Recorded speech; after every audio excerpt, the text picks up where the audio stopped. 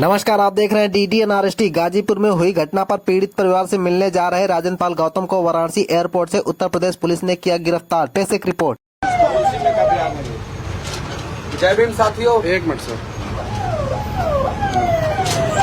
जय भीम साथियों। आज हम लोग एक प्रतिनिधिमंडल लेकर आदरणीय राहुल गांधी जी के नेतृत्व में, उनके आदेश पर, उनके निर्देश पर, खड़गे जी के निर्देश पर गाजीपुर के अंदर जो हमारे एक बहुजन समाज की बेटी के साथ जिस तरह अब उसकी हत्या हुई, जो जुर्म हुआ है, उस पीड़ित परिवार को सांत्वना देने के लिए और उनको न्याय दिलाने के लिए हम आदरणीय अनिल जैन जी जो ओबीसी डिपार्टमेंट के चेयरमैन हैं, उनके नेतृत्व में पूरी टीम के साथ हम लोग आज गाजीपुर जाने के लिए बनारस एयरपोर्ट को उतरे।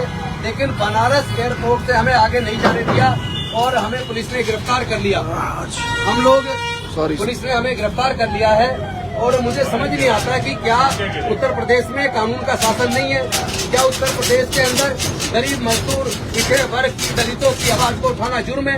क्या आज यहाँ कानून का शासन ना हो के योगी जी कानून का दुरुपयोग, सत्ता का दुरुपयोग अब विपक्ष को दबाने के लिए कर रहे हैं? क्या हम गरीब मजदूर, दलित, पिछड़े, वंचित वर्ग की आवाज भी नहीं उठा सकते?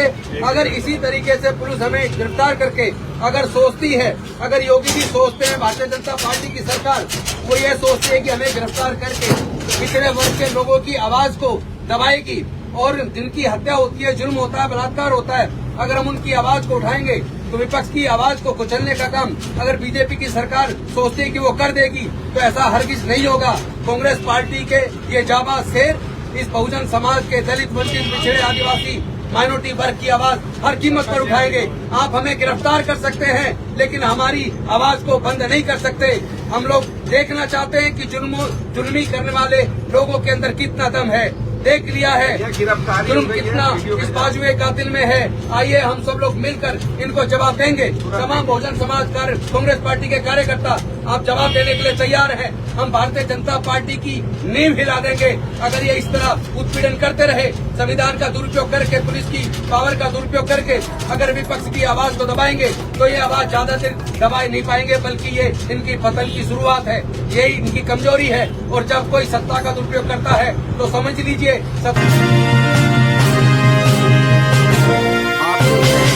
सत्ताधारी पार्टी का समय नजदीक आ गया है। इनके पतन की शुरुआत हो चुकी है। मैं तमाम उत्तर प्रदेश के लोगों से आह्वान करना चाहता हूँ, एकजुट होकर इस अन्याय और जुल्म के खिलाफ, इस दमनकारी सरकार के खिलाफ आप लोग एकजुट होकर संवैधानिक तरीके से आवाज बुलंद कीजिए।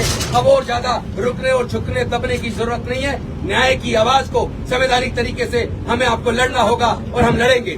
धन्यवाद साथी।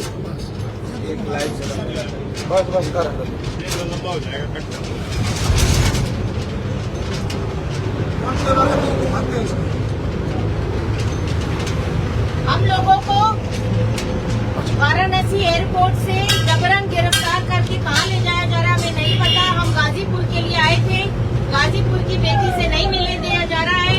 हमारा पूरा प्रतिनिधिमंडल यहाँ पर मौजूद है और हम लोगों को गिरफ्तार कर लिया गया। वाराणसी एयरपोर्ट पे 2.5 घंटे बिठाया गया। क्या किया जा रहा है कुछ नहीं पता। लोकतंत्र की हत्या है।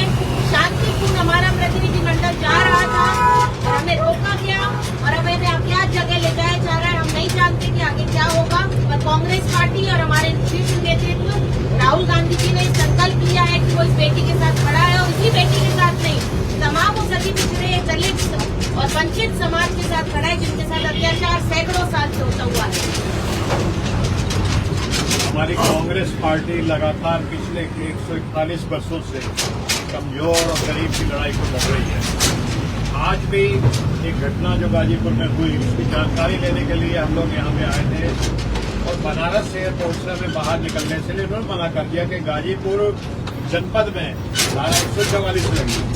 हमने इनको कहा हम गाजीपुर नहीं जाएंगे, धारा 144 जनपद गाजीपुर में है, बनारस में नहीं है।